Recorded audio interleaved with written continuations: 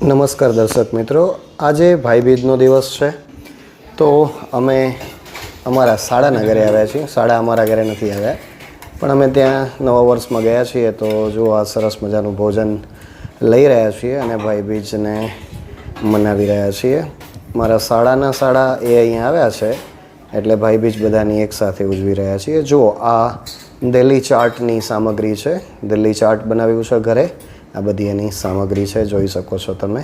વિવિધ વસ્તુઓ જે એમાં ઉપયોગમાં લેવાય એ બધી વસ્તુઓ અહીંયા દેખાય છે.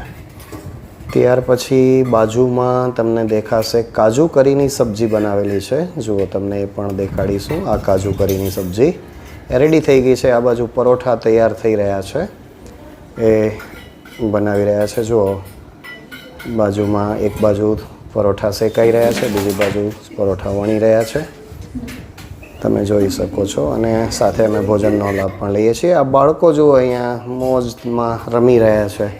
પલક છે, પછી પર્વ છે, એ મારો દીકરો છે.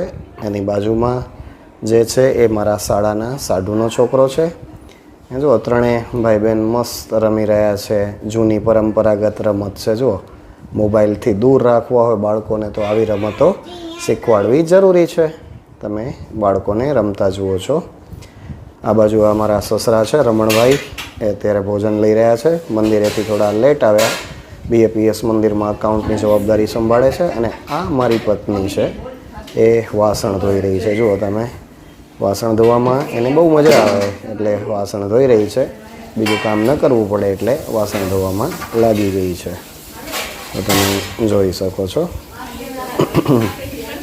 હવે આગળ તમને દેખાડીએ કે એ મહિલાઓ જ્યારે ભોજન લેતા હોય છે એ તમને દ્રશ્ય દેખાડીએ. આ સાથે મેંગો જ્યુસ પણ છે, ફ્રીજમાં મૂકી દીધેલો છે. મેંગો કેરીઓ રાખી દીધી છે, એમાંથી કેરીનો રસ બનાવેલો છે, તમે જોઈ શકો છો. અહીંયા આવૃત્તિબેન છે, આ મારા સાસુમાં છે. બાજુમાં જે છે એ મારા શાળાના સાસુમાં છે. અને સામે વંદના છે. આ સાથે અંજીર બરફી છે, કાજુ રોલ છે. આ બધી તો દિવાળીની મીઠાઈઓ છે. જો ભોજન લઈ રહ્યા છે. પછી હા, બાજુમાં મારી વાઈફની બાજુમાં છે એ મારા શાળાના સગી છે, શાળાના વાઈફ. અને આ બાજુ એ મારા સગી છે હર્મિશા. એની બાજુમાં છે એ હર્મિશાના બેન છે જે ગાંધીધામ છે. એની બાજુમાં એ મારા શાળાના સાસુમાં છે.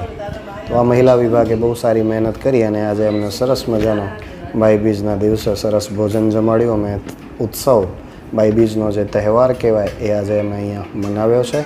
આશા કરું છું વિડીયો ગમ્યો હશે. ફરીથી મળીશું નવા વિડીયોમાં. ધન્યવાદ.